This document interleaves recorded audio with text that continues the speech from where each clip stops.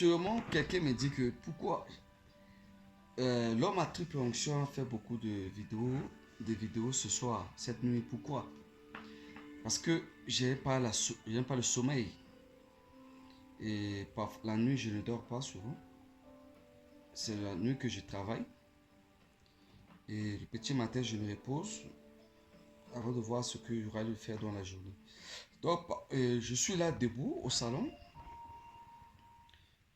C'est là que je tire ma source d'inspiration, seul, après que mes enfants, dans passer dans la journée, ils laissent faire tout ce qu'ils font.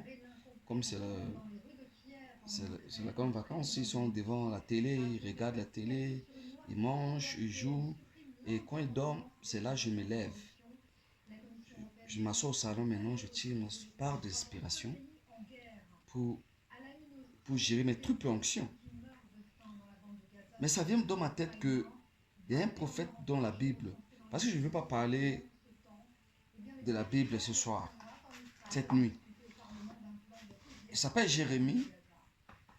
Son Dieu lui a dit, maudit soit celui qui se confie à l'homme. Heureux celui qui se confie à Dieu. Bon, il y a des hommes que les femmes, ils disent souvent que je peux avoir tonton. Oui, c'est vrai, c'est leur oncle. Je vais avoir papa. Oui, c'est leur père. Après, quand leur mari veut faire quelque chose, procéder à certaines choses, peut-être il a ses visions, il a ses ambitions, peut-être il a pour les projets, et les manipulations commencent à venir. Ceux qui sont contre la vision ne viennent pas directement voir, ne viennent pas directement te voir. Ils peuvent voir l'oncle, le tonton de ta femme, l'oncle de ta femme, le père de ta femme, ou le chef de ta femme, ou le partenaire d'affaires de ta femme, pour lui mettre la pression. Dis à sa femme, si son mari continue là-bas, il faut lui mettre la pression qu'il ne fait pas ce qu'il fait là. Sans ça, on va t'enlever du travail. Sans ça, on ne va plus t'aider. Sans ça, on ne va plus te soutenir. Parce que ce qu'il fait là, nous, on ne veut pas. Et elle vient, elle te met la pression pour te faire asseoir, devenir le visionnaire de télé et non un visionnaire. Parce qu'il combat ce que tu veux faire, parce qu'il ne veut pas ce que tu fais.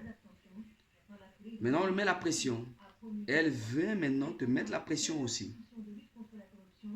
Alors les hommes, soyez sages. Quand tu vois la femme, ta femme, commence à te mettre la pression sur un projet que tu veux faire, que non, c'est pas bon, ou une vision que ce n'est pas bon, ou une ambition et dit que ce n'est pas bon, qu'on met la pression, malgré c'est bon. Mais elle vient, commence à te mettre la pression. Il faut commencer à localiser.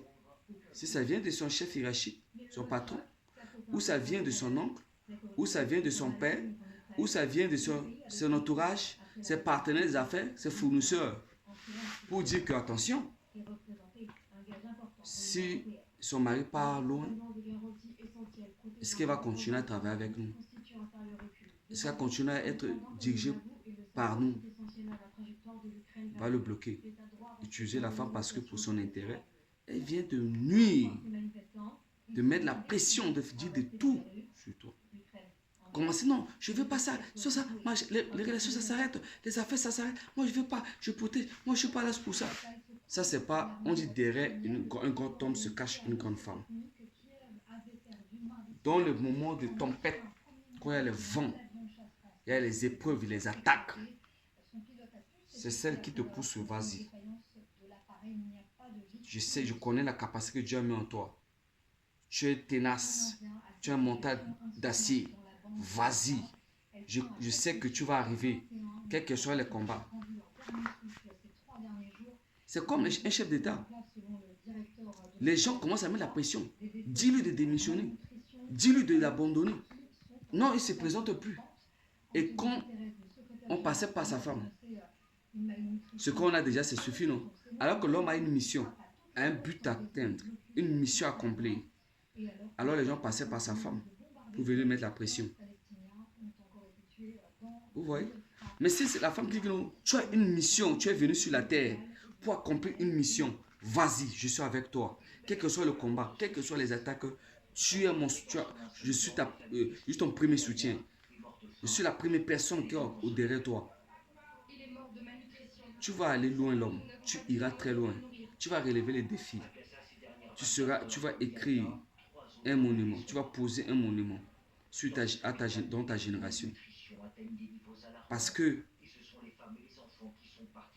tu as quelqu'un à côté qui connaît ta vision, qui comprend ta vision, qui te pousse, qui te soutient pour atteindre l'objectif.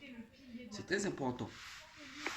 Donc, parfois, on passe par le partenaire d'affaires pour dire que, regarde, ce que tu connais là, mon big boss, c'est celui qui me donne le truc.